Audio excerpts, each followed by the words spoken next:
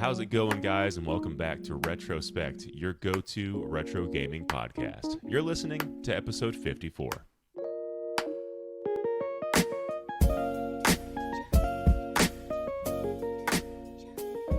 Today, we'll be talking about the differences between in-person gaming and online multiplayer gaming.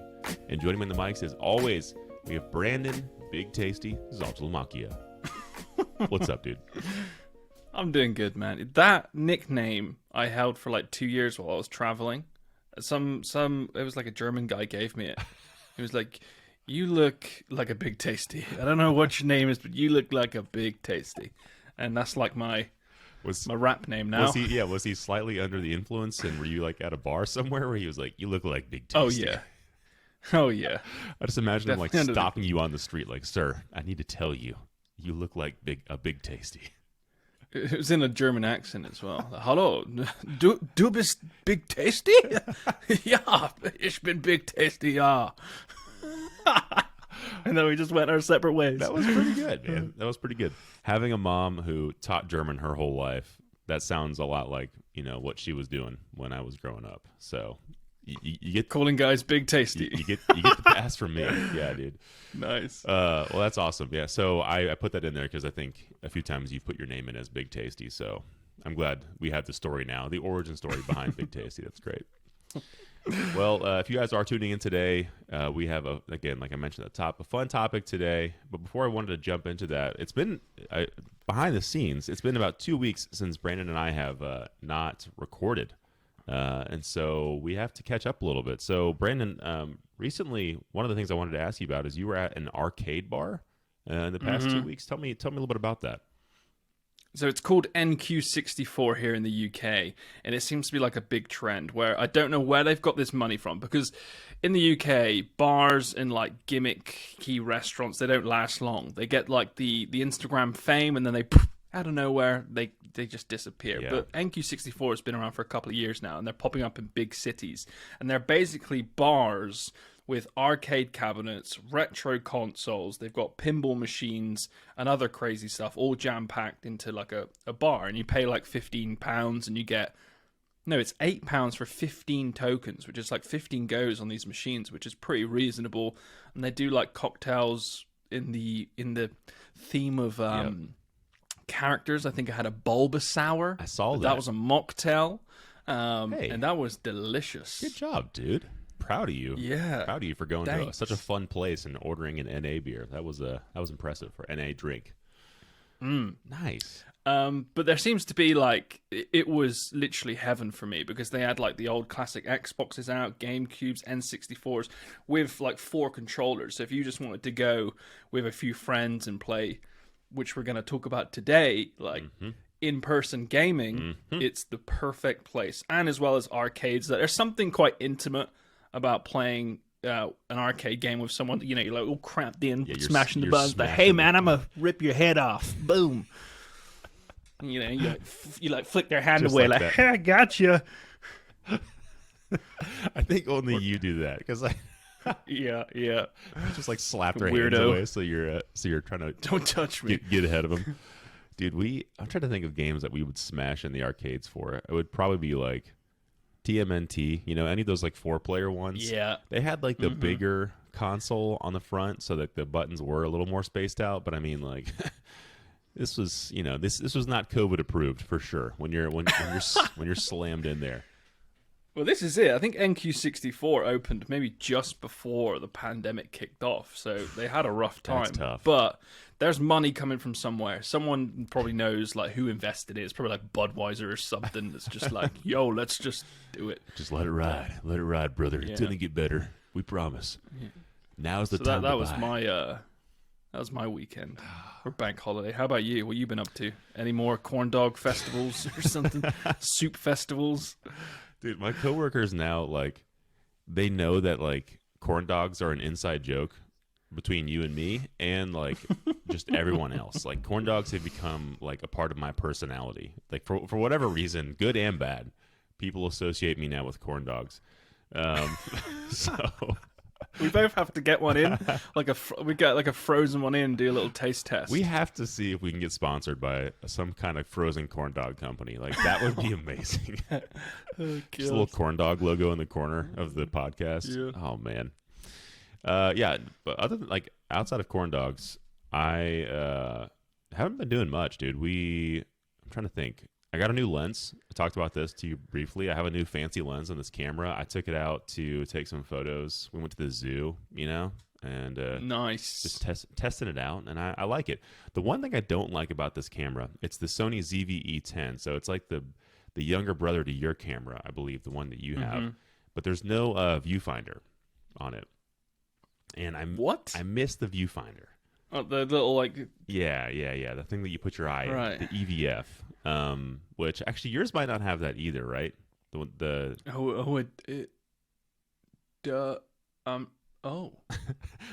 I'm looking at it now. No, I mean, if you're only using it for video, you don't even, it doesn't matter. Like if it's gonna sit mounted on your desk or wherever, like it doesn't matter. Yeah, and it works great in this scenario. But like I'm so used to like when I go out and I shoot photos, like I stick my face up to it, and I squint. And I've done that once or twice and just like smashed my face against this thing, and there's no viewfinder to look through. And I'm like, I look so stupid. Especially in the day, right? Because of the sun, you just can't see anything on that screen. They sell these attachments that they're like giant rubber cones almost that fit to your screen, and it like shrinks down to like a small rectangle that sort of like replicates a viewfinder. Oh my god! But it looks really stupid. And I'm like, I'm not doing that. I'm not doing it. No. Get out of here. So, anyways, that's pretty much it, man. We're all settled in. We're watching the show called Silo. It's a really good sci-fi show on Apple TV. Would recommend. Would recommend. Nice. Get a sip of I do like anything alien related. But not too scary. Oh, I can watch alien movies, but like any horror with like human bad guys, nuh-uh. Get out of here. Yeah, this isn't scary. It's actually just suspenseful, like mystery, like what's happening? What is this silo? Why are we here? Those kinds of mysteries. So might have to watch that. Yeah, check it out, man. Apple TV. Would recommend. Sponsored by Silo on Apple TV. All right, well, so yeah, housekeeping for you guys. Check out retrododo.com. I think we just had a glow-in-the-dark analog pocket article just go up recently, and yep, you guys have been doing some good work over there. How do you feel about that glow-in-the-dark situation? It's all a marketing tactic, man. The analog pockets kind of fell off a cliff because everyone's waiting for their orders. So how do they call some more, media to write about them like us? Just make it glow in the dark. Woo! Yeah, sales. Yeah, I mean it's interesting because it is glow in the dark and it looks cool, but I think it's like not very practical. It's like I don't need a fully glow in the dark Game Boy. Yeah. We're gonna get it just for review purposes, and probably advise you to buy the normal edition that's probably more in stock, because I think there's limited quantities, so scalpers are going to be all over this, so I don't think many people are actually going to get hold of it. Yeah, I saw that they were like shipping in this many days or whatever. I'm like, oh, like that's really soon, but then I was like, oh, this hasn't even gone up for sale yet. Like this is not gonna, no one's gonna get their hands on this. So no. Well, hey, I did think of one practical use for the glow in the dark shell. If you are wanting to play it in the middle of the night and you don't have any lights near you, you're like, where's my Game Boy at? Or where's my analog pocket? Oh, it's glow in the dark. Just this just green beam in the corner of your room. Like, oh. There it is. I found it. Yeah. Genius. Yeah. Well, cool. And also, if you guys are listeners of the show, please feel free to write into the show just like Lawrence did. And he basically wrote in and said, I'm a lapsed gamer, and I've recently decided to jump back into gaming now that I've found myself with a bit more leisure time. Of the three main consoles, PlayStation, Xbox, and Nintendo, which one would you suggest to cover the most ground between retro and modern content? Budget is not really a concern, but I don't want multiple consoles. Thanks for the great show each week. I think you guys are the main reason I've decided to jump back in. Lawrence, that is a lovely, lovely comment. Thank you. Very sweet. And that's a tough question. That is a tough question. I'm instantly going to go with Nintendo because they're quite good at kind of keeping their retro games somewhat accessible. I know PlayStation and Xbox are diving into it. I would actually say PlayStation are the worst at it because they keep it behind quite a hefty paywall, especially the PS5. Where Xbox, you can buy their Games Pass and get a bit of access to quite a lot of their old retro games. So I would say go with the Nintendo, but I would also say wait a few months to see if there's any rumors for the Nintendo 2 Switch Ultimate SP. Ultimate SP. Dude, you should be on Nintendo's marketing team. That was so good. Yeah, for me, I think it's going to be like what your library preferences are. So like if you, back in the day when you played games, if you were more of a Nintendo person, then I would say just go with Nintendo. They're doing a great job of getting older titles onto their comparable service called NSO. And what that is essentially is like a paid subscription that allows you to have access to anything from Sega Genesis, NES, all the way up to Super Nintendo and N64 right now, and actually Game Boy Advance and Game Boy Color games or Game Boy games. So it's all mostly on there except for like GameCube and anything past that. But if you like Nintendo, go there. And like Brandon said, I think PlayStation is catching up. If you're a fan of PlayStation games, obviously go there. But Xbox, I think, they're doing the best with backwards compatibility and having just a huge amount of access to like tons of different games. So, but theirs are more modern. So if you want that healthy balance of retro, I would probably say Nintendo is the most healthy in terms of spanning a wide variety, but it's all Nintendo. So yeah, I don't know. Sorry, hopefully that was helpful, but I just feel like it just depends on what you like. So if you are a Nintendo person, boom. PlayStation, boom. Xbox, boom. There you go. As you were saying that, I was just thinking about the possibility. So all these new Windows handhelds are coming out, and the PC or like Steam or any of those third-party libraries, they have a fair few retro games to choose from, and then you've got emulation on top of that. And then you can dock it to a display. So maybe I wouldn't say it's not easy and it's not cheap. So I wouldn't advise that now. He said budget's in not the a next concern. few years. He said budget's not a concern. Did. So Lawrence can drop some cash. All right. Lawrence, man. This guy's a banker. He makes some money. Yeah, I don't know, because the Aya Neo Kun is coming out at $1,200 at the end of the year, and that absolutely smashes the Steam Deck. It's bigger, looks sexier, more powerful. $1,200? Well, my boy Lawrence here, budget is not really a concern. All right, Lawrence, drop $1,200, and you can play anything you want to. Anything. And then you still got to buy the games on Steam. The different platforms. Actually, that's a good point, though. Yeah, like the Steam Deck and other related emulation things that you like. If you wanted to play modern stuff, that can play Baldur's Gate 3 and pretty much anything that's coming out. And I think you can get some of those PC titles running on the Steam Deck as well. So like, if you wanted to play PS5 games, I'm pretty sure they're bringing those over. Xbox already has great compatibility with PC. So yeah, that's a maybe that's the move. Just forget the consoles. Yeah, if you've really got no budget, you would just go all out with a Windows PC. But the only problem is it's finicky. You know, you got to mess with loads of stuff. You got to tweak settings. You got to download stuff. So yeah, if you're like me and you're kind of more of a simpleton, then stick to the consoles and just enjoy what your restrictions are, because there's too many games out there anyways. All right, if you stick to one console, you'll have a better chance of playing some things. All right. Oh, God. Like that weird laugh at the end of each segment. All right. That's my son. That's my son. Okay. Well, Lawrence, thanks for writing in, brother. We appreciate you. Let's jump over to the topic of the show. Oh, and just a reminder, if you want to write into the show, it's retrospect at what is it? What is our email? Yeah, retrospect at retrododo.com. Thank you. I got you. I haven't plugged that in a while. I was like, oh, what is it? What is it? Okay. Yeah, so in-person versus online multiplayer.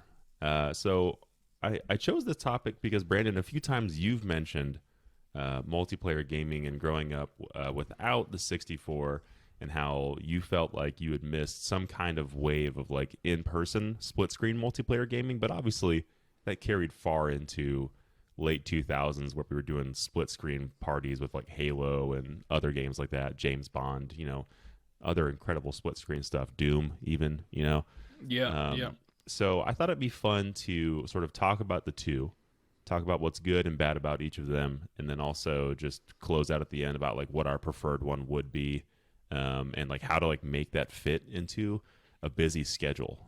So whichever one you prefer, how to make that work more easily for those out there that are maybe longing for the golden days of yore when you were gaming with your buddies, doing some split screen or multiplayer gaming online. So we'll talk about all that. So first question, Brandon, I have for you is about in-person gaming. What do you think about in-person gaming? I love it. And for me, it's extremely nostalgic. I don't do it anymore. I've got no friends. I'm always on multiplayer playing with absolute randoms that want to do stuff to my mum when I kill them. That ain't fun. So in terms of like my history play, like in person and online, I think I went for, when I was really young, I was on the Mega Drive, the Game Gear, the Game Boy. You kind of dabbled into a little bit of in person with the Game Boy, trading cartridges, trading Pokemon with the cables, blah blah blah. That was cool. But shit got real when the original Xbox came along and we were playing Halo, me and the boys. It did. On our mum's couch, eating snacks, getting fat, not talking to ladies, not going outside, no vitamin D, just vitamin Halo. So that was kind of like proper in-person LAN parties. And then we went to the Xbox 360, and then I think we started getting into secondary school, and then we got something called a gaming PC, baby. Ooh. Bring on online multiplayer. But we were so sad that we couldn't play together because we couldn't afford to buy like the new consoles and a gaming PC. That I invested in a gaming laptop so that I could take it to my friends, go over there, literally next to their computer, and play. Dang. What were we playing? World of Warcraft, Guild Wars, that kind of stuff. RuneScape. And then full-time jobs came in, and don't have friends anymore, and I'm playing Overwatch 2 on my own. Oh, dude, what a story! That was a perfect and very funny recap of your life. So I think I was in and out, and then I hit like 22. So was that 8 years ago? And just friends had priorities. We all had jobs. There's peaks and valleys, man. It's hard to set it up. Okay, so I'll give a quick recap of my history, I guess, too. So yeah, grew up with the 64, played a ton of multiplayer gaming. I had two brothers, so we'd play all of our games together all the time. Perfect.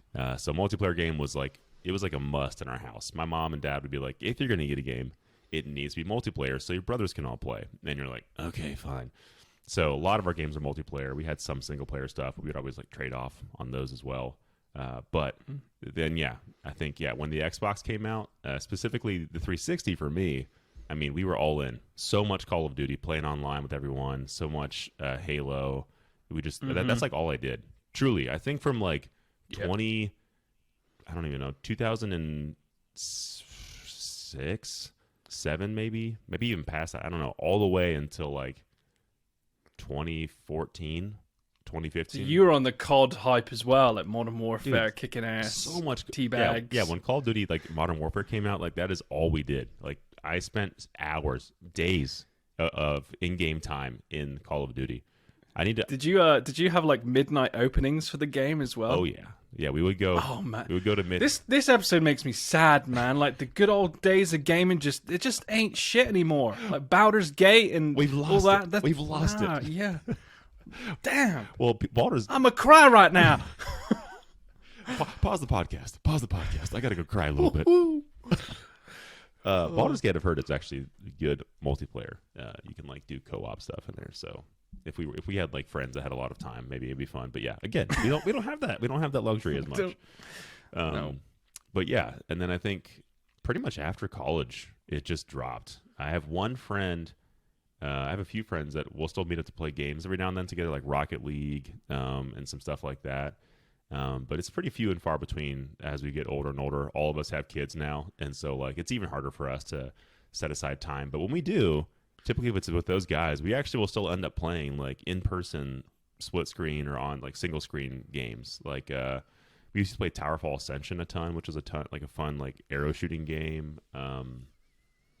Yeah, pretty much those just like Rocket League and Smash Bros and like indie games. But yeah, we've lost a lot of that. And so I think we've kind of talked about some of the benefits of in-person gaming already. I mean, like I think you're physically forming connection again with those friends, and like being in the same space is a completely different feeling than being online. So like in that respect, I love in-person gaming for that more than I like online gaming, because it's just so, yeah, it's just so personal, and there's just more fun to be had. Like when you're sitting right next to the person that you are about to just screw over in Mario Party, it's like a lot more funny than it would be online, because you're just like, well, okay. Yeah. We had this place in our local town called Wireworld. Shout out to Wireworld. I think the bloke that run it has passed away, unfortunately. But he basically bought like 50 computers in his living room, added a bar to it, and then just charged us like £10 a go. And it had like unlimited games, but you'd be like right next to people. But what would happen is you'd do tournaments with kids from the town over, Peas Down. So it was like Midsummer Norton versus Peas Down, then Call of Duty, and Jesus, man, it was like World War III, and they're like, I'm gonna do stuff to your mom, and they're like teabagging you when you cute, and they're literally like face to face. You start throwing like bottles at them when they talk smack about your mom. So you're in the shit same got real room. in Wireworld. Yeah. I'm surprised no fights happened, because you were literally like kicking their shins as they're like about to plant the bomb in Counter-Strike. So that was like bringing in person to like your local town, and you could like just meet people, and if you wanted to play RPGs you could, but there'd always be like Battlefield tournaments, Call of Duty tournaments and stuff. But you're completely right, there's something about connection, actually talking to people, actually getting out of your comfort zone, and making friends and enemies at the same time. Friends and enemies at Wireworld. Shit went down at Wireworld. Oh, man. What a name. Dang. Some guy just literally turned his living room into a giant computer lobby, I guess. Yeah, it was. Yeah, and he would just sell like super greasy food, like, who wants hot dogs? That's all we got today. That's all we got. And like he hasn't like cleaned the deep fryer for like 3 months. Gross. So like that toilet got used a lot. Oh. Don't be feeding a whole bunch of prepubescent kids hot dogs and then let them use computers, man. Like that's everything's gonna be greasy. Just the keyboards are just wet. Oh. You know, you like, had to bring your own. Stop it. It's actually a good idea. Just like you come out with your backpack, you just like pull it out like a sword, just your keyboard out of your backpack, and you lay it down. It's time. Put it on your gloves, like coming in the Wirewood, like it is greasy in here. Who wants a fight? Were you at the top of the leaderboards? Were you? I was quite bad. Like these kids, the Peas Down lot that used to go, they were real fucking nerds. I'm gonna tell them you said Still that. Cry at night. I'm gonna tell them you said that. I'm gonna tag Peas Down in this, and they're gonna be mad at you. Yeah, let's do a rematch. Wireworld in 2025. Bring it. Sponsored. Don't forget your gloves and keyboards. Sponsored by Retro Dodo. That'd be awesome. Yeah. Fun little community event. Because I see in so we have a game store here in the UK called Game. They're quite popular. Just Game. And they've started adding like gaming PCs in their stores, like 20 of them, and kids can go in while their parents are like shopping around the city, or you can go in with your parents and play, or you could do like birthday parties. Yeah. So these things are like, I don't know what you call them, like LAN parties, I guess, are still a thing, which is really cool. And I always picture it like if my child ever gets into gaming, that's one thing that I think would be cool. I saw a video of like a father and a son playing Minecraft the other day with their friends, and I was just like, that looks super fun. I have never played Minecraft, but I think I've seen the same video you're talking about. Like maybe I've seen one where it's like the dad and like all of his sons. 3 kids? Yeah, he has like he has multiple kids, and they're all in like the same room, and they're all in the same server of Minecraft. And I was like, that's pretty cool that he can like throw down and like help them do stuff in Minecraft. I was like, I guess I'm gonna have to learn how to play the popular game of the day if my kids are interested in Fortnite. It's like, all right, I guess I'll play Fortnite with you guys. It's just while they're in bed, you're training. Like, I will get my son to gold rank. I will. Or it's more for myself. It's like, I have to learn how to play this game so I'm not holding my son back. So what if those Peas Down lot come back and my son doesn't know how to play? Oh, God. I can't let this happen. Not again. Don't they know I'm on a podcast about video games? I've got to represent. Yeah. Oh man, that's awesome. Well, kind of talking about that. So we talked about in person. you've talked a little bit about online, but online gaming I think is also great. So, I have a lot of fond memories of, like we said, playing Call of Duty, and I think there is some connection you can make there with playing online if you're doing it consistently or frequently, and it's like people you kind of know in real life. I've made friends that I haven't met in real life, that we only ever played online before. But I always like knew them through like a mutual acquaintance. So we'd like be playing Destiny 2 or Destiny, and like my friend would be like, "Oh, hey, this is Alex. He's one of my friends from Ohio." I was like, "Oh, okay, what's up, dude?" And like we would just start playing Destiny together. And I think it's cool. Like that's cool, and that's such a neat feature of the modern age where we can play video games together with somebody that's not physically in the same city as you. So for me, like being able to play online, like Diablo 4 with my brother's like is a good time. It's like, hey, you guys want to jump on, and we'll just go hit a few dungeons and go to bed. Like that's kind of our situation now.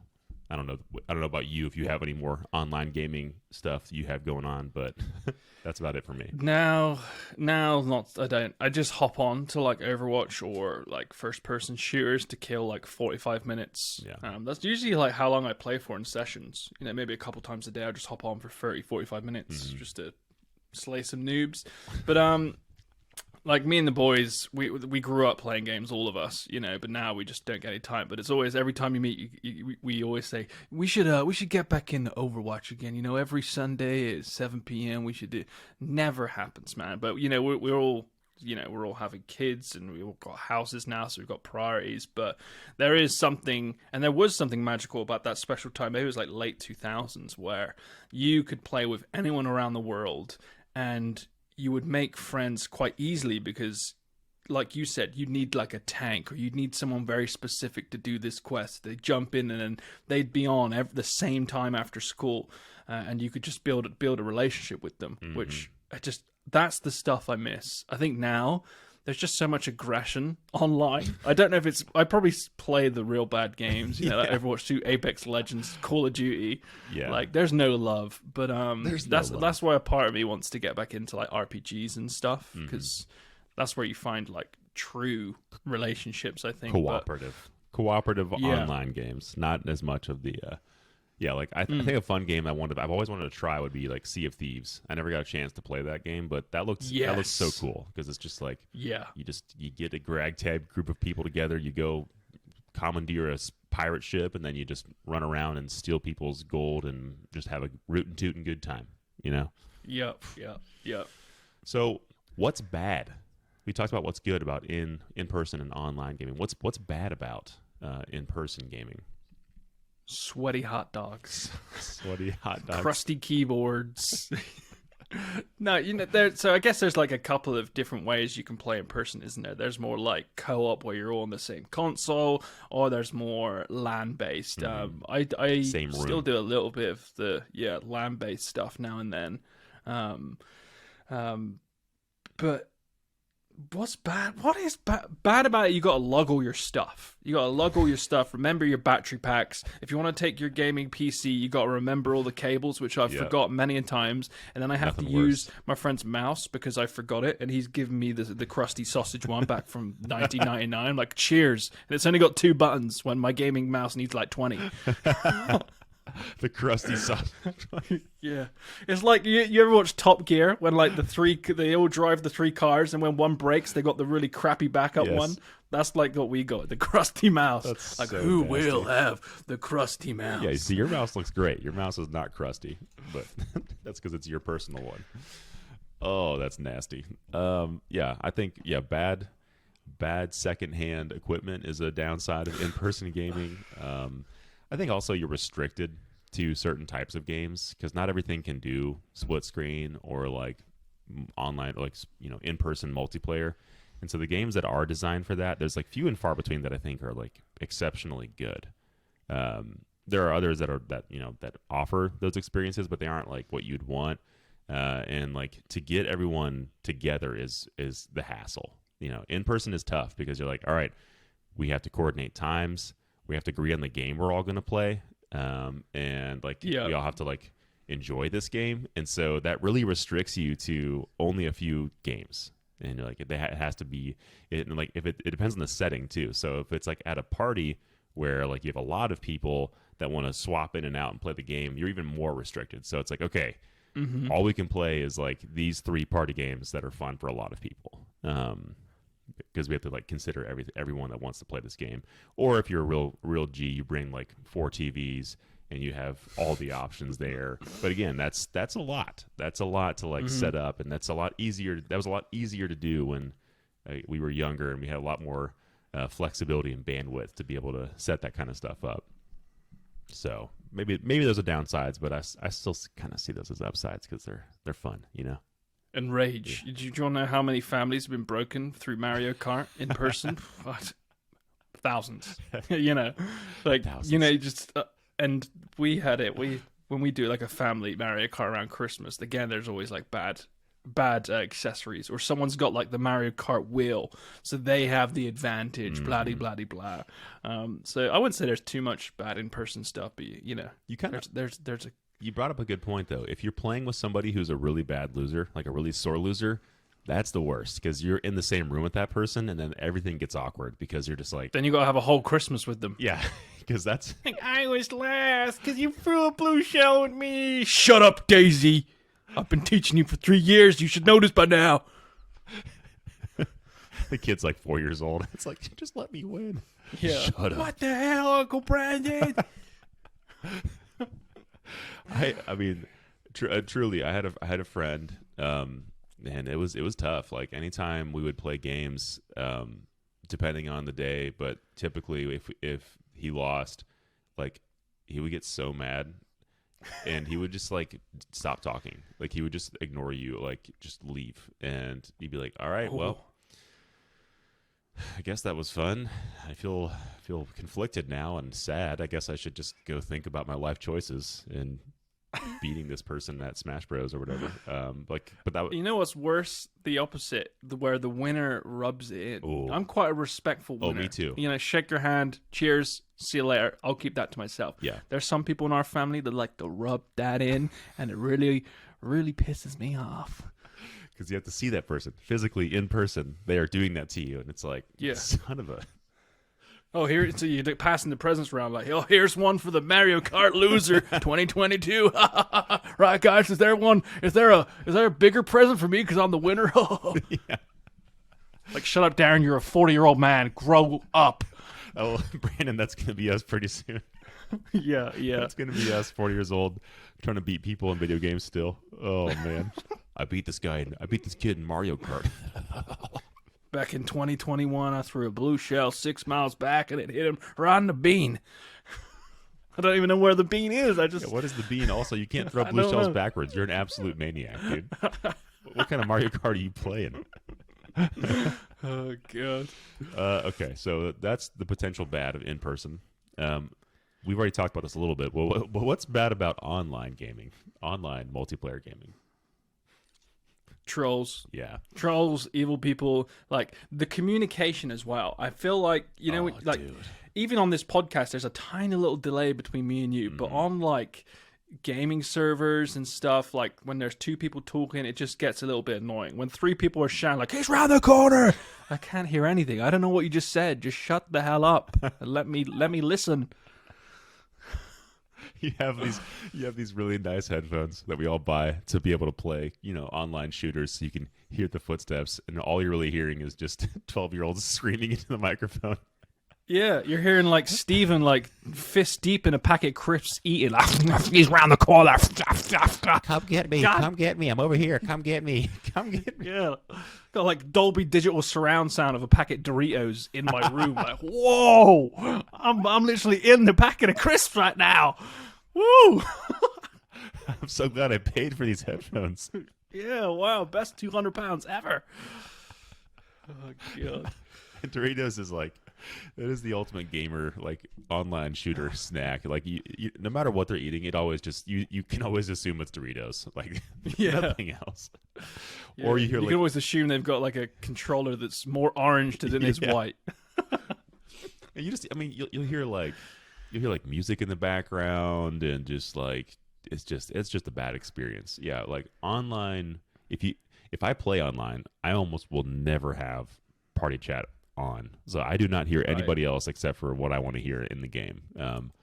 I like, because maybe I'm a bad teammate because of that, but typically I'm just like, no, I'm not doing that. I don't care to hear this dude's really grainy Spotify playlist in the background. Like, I don't want that. So sorry, I'm just gonna play the game and die a lot and see you guys later. See, I'm opposite because I play these first-person shooters and I typically play like ranked. I need like communication. So sometimes I'll like get into lobbies with some really nice people, but 80% of the time it's just you have one butthole in there. Chaos, man. There's just always one butthole in there too. That's always just like, yo, be salty. You suck. Yeah, hey old man, can you just leave? Can you stop playing? Yeah. Hey, because my name's Thunderqueef. They like that. Like, oh my god, Thunderqueef. And they're like, how old are you? I'm like 30. They're like, what the hell? Get a life, man. I'm 12 and I'm a rank higher than you. Yeah, I'm gonna slam your mom. Like, what the fuck? Where did that come from? I need to play some. Yeah, I'm just 30. I'm just trying to relax. I'm just trying to chill for 30 minutes. Okay, just let me play some games. What gun should I be using? Please just tell me. Dude, I need to play some more co-op, like calmer co-op stuff. Hey, I'll tell you what, man. I think we talked about this. I played It Takes Two online with a friend, and we had a ton of fun with that, man. That was a fun time. We did a mix of in person and online with that, but the online was great, and it was just a funny experience because we were like, it was just I think I streamed some of that actually a while back. Earlier, later after the pandemic had sort of ended. Overcooked is another good one. Me and my partner used to play. That game stresses me out. That game is super stressful. And she always says, she's like, why am I always doing the washing up? I'm doing the washing up on PlayStation and in real life. And I'm just like slamming the tomatoes. Like, I need more bacon. Bring it over here now. Yeah, make the sandwich. It's on fire. Get the fire extinguisher. Yeah. That game is very stressful. I've tried playing with 4 people. That's one of the games I tried playing in person with some friends, and like that is we cannot play it together because we all get stressed out. And there's always like one person to blame for why everything fell apart. It's like, yo, dude, you were supposed to be on the fish. What happened? Shame. Yeah, shame. Like, I'm sorry. Okay, so closing this out, then, how do you make in person happen more easily or regularly, and the same thing for online? So like what can people do to make this happen? And I think like for me, I think it's like what you kind of mentioned earlier, like you kind of have to schedule it. For like if you want it to happen, you have to just be like, hey, once a month, or is everyone free this weekend that is at least 2 weeks in advance? As we get older, you need at least a 2 weeks heads up. It's like, hey, 2 weeks from now on this day, how does this work for you guys to get together to play some games, whether it's online or in person? That usually works for me, because as long as it's like something I've planned ahead of time and I know I have nothing else going on, I'm like, yeah, let's freaking do it. Let's get on there and let's play for 2 hours, whatever we want to do. That tends to be the best for me. I don't know if that's the same for you. Totally agree. You got to put it into your calendar once a month. Set days. So we do like a card game or like a physical game meetup every month. Me and my friends. I like that. We play Magic the Gathering or whatever. So we do that once every month. Last Friday of every month, which is payday. So there's no excuse like can't afford it, even though you don't spend any money. You like just going around your friends, but there's always someone who's like can't afford to breathe. Sorry guys, not gonna make it. Can't even breathe. So yeah. And also, like, gaming expos. There's usually one every few months. If you can get some mates to that, go buy some games. They've got tables set up. You can explore new games that, the PR staff are usually there. I've been to a few, like, tabletop card gaming ones, and there's so many new games for you to discover. And they're very welcome, being like, yo, you 4 of you, come over and play. I'll teach you. Yeah. That's a good shout. Like the in-person like expos, if you can go to them, that'd be a cool thing to try out, even for like gaming in general. But I feel like we have a place near us called Infinity Flux. It's kind of a nerdy name, but it's got like an infinity symbol, and it's like more comic based. They sell comics and stuff like that, but they have a video or a board game section that's like in the second half of the shop. And so a lot of people will go there like all days of the week, and they're playing different things. I think typically it's like Warhammer, and like huge board games like Gloomhaven and stuff like that. But nice. It looks pretty fun. It looks like a good time. So We've got one of those called Thirsty Meeples in Bath, where it's just like a coffee shop, board game, trading card shop, but then they've got like 20 tables that you book for like whatever, £10 for 2 hours, and you just invite your friends around. I like that. Yeah, Meeples, for those who don't know, is the name of the little wooden character from Catan, or Catan, however you want to pronounce it. So, actually, I don't know. Is that the little wooden people guys? Those I think you're right. Yeah. Those are called Meeples. It's not from Catan. What are they from, though? Meeples. I don't know. It's a little wooden guy. Little wooden guy. That's all I know. And then last question. End of the day, what is your preferred option, in person or online? Oh, that's a tough one. You cannot beat in person. I don't think you can. I just don't think you can. You know, the more we live in a digital age, there's something magic. Just going to your buddies, meeting up. Even if you're playing, you know, on a handheld, you're playing a physical game, you're putting in old school trading cables, you're going to like, you know, these NQ64 arcade bars. There's something magical about being with your buddies and just chilling out, playing games. You can get the magic online, but again, there's like the why are you moving close to the screen? You heard it here, folks. Bring back in-person gaming, okay? That's what we want, okay? We can do it. You remind me of you remind me of Dr. Disrespect there. He does have a mustache. I just need to get the glasses and the wig, a few other things. Yeah, yeah, he's tall too. I think his name's his real name like Guy Beam or something like that. I think that's his name. Yeah. What a name, Guy. What about you? What's your thoughts? In person. Online? In person for me too, man. Online's incredible for the times that you don't have the capacity to go outside or go somewhere and do something like that. And if you have friends or family that live really far away, obviously online gaming is incredible for that. But I think, still comparing the two, in person is just so much more energetic. There's just more of a connection being made there. Even if you're like not totally like playing the game, you're just kind of hanging out with everyone. Like there's something about that I think the social element of gaming is really powerful when you actually commit to it. And so, bring it back. Bring back in person. You know what I was just thinking that, and I would love to make it, but you know they've got the arcade bars, but like arcade coffee shops. You've been talking about just the this. Casual. Yeah. And I've like my dream, and I won't ever be able to afford it because it's going to cost hundreds of thousands of pounds. I believe in But like you. a coffee shop mixed with like a board game shop, but mixed with like the old classic like you remember when you used to go to McDonald's and there'd be like an N64 just with like a little TV, like a few of them dotted around. And then you've got your media company in the back. Man, just that would be the day that you could go, hey guys, you want to meet for a coffee, get some lunch, play some board games. They've got the Halo on the original Xbox that we can smash. You just gotta make sure that your consoles are tethered and hidden behind somewhere where they can't steal them or get broken easily. Because one thing I noticed in the arcade bar is that every single one of the N64 controllers were broken. The little analog sticks were gone because they're really thin. Just snap. So I wouldn't you'd get through so many controllers. How does that even happen? How are you playing the game so hard? I mean, I know Mario Party that can happen, but it's just like don't do that. Come on, guys. Just gotta be careful with these things because everyone has to use them. Okay. Everyone's got to get their nasty crusty sausage hands on these controllers. I was going to say, could you make it bring your own? But then I don't think people would bring. No, you got to make it easy. You got to make it easy to get in there. Yeah. Well, I don't know, but anyways, I love this episode. That was fun. I had a fun time revisiting some memories of in person and online. So, folks, let us know what your preferred multiplayer option is. We'd love to know. Brandon, but I got to know, since it has been 2 weeks though. What are you playing?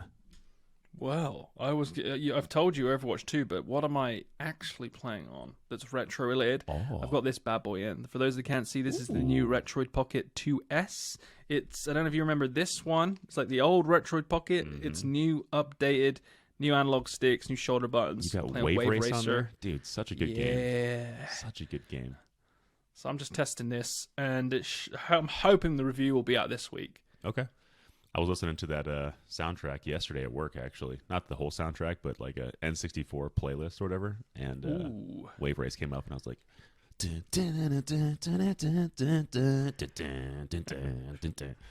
Good stuff. Well, for me, I have started Sea of Stars. I don't know. Is it as good as they say? Give it to me. Dude, it's great. It's very charming.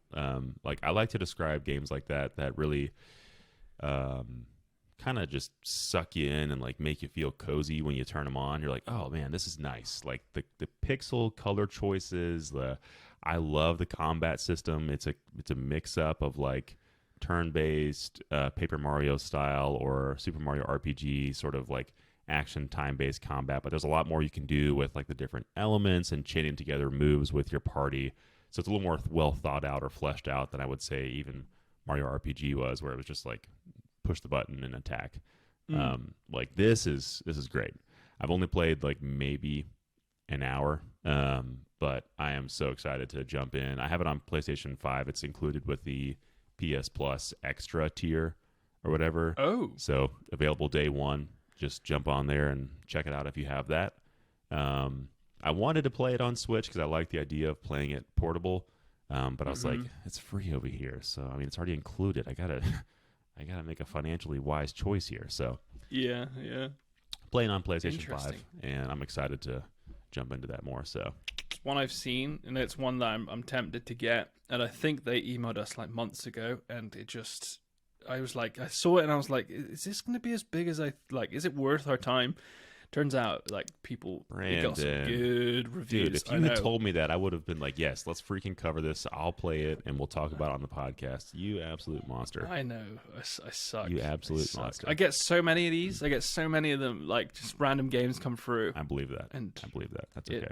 I respect that. that. You're too big. You're too big. That's the problem. You got so much going on. Well, I don't know if you saw, I streamed Ape Escape. My first playthrough of Ape Escape. Oh, did you? Yeah. How'd it go? I tagged Rob. That game is actually pretty great. It's still holds up. It's super weird. I don't like swinging the net or like the lightsaber with the joystick, but yeah, it's cool. It's a cool time. I'm having fun with it. So yeah, I'll be streaming more. Maybe I'll try to get Rob Page in there to help walk me through the tougher levels at the end. See if I can get him to commentate for me. He loves it. He loves it. He loves that stuff. He's a Ape Escape nut. All right. Before you finish, a meeple is a playing piece used in board games to represent a player, kind of like a pawn. Yeah, like whenever I've seen a picture of a meeple, it's just like the little yellow wooden man thing. Yeah, it's just like a little like nondescript person that looks like this. If you're watching the video, this is what they look like. Just like that. Just like the that. arms sticking like out. Like a little meeple. Their arms are actually pretty small. They're kind of like more like this. Yeah, there you go. Yeah, it looks like close to a star. Yeah. Actually, that's a good. Yeah, they're more like a star, more like a 5-point star. Well, unfortunately, that is all time we have this week. As I mentioned at the top, let us know what multiplayer games you are into, online, in person. We'd love to know. You can write into Retrospect at retrododo.com, just like our boy Lawrence did at the very top of the show. Lawrence. And you can comment also on your preferred listening channel. We have the poll on Spotify and other places, so you can engage wherever you want to. Brandon, where can the good folks find you on the interwebs? Doing some work over at Card Gamer, as per usual. So head over there if you want to see all kind of card gaming related content. Wow. And for me, just check me out on X. Bitblogist, BITBLOGGIST. Until then, catch you in the next episode.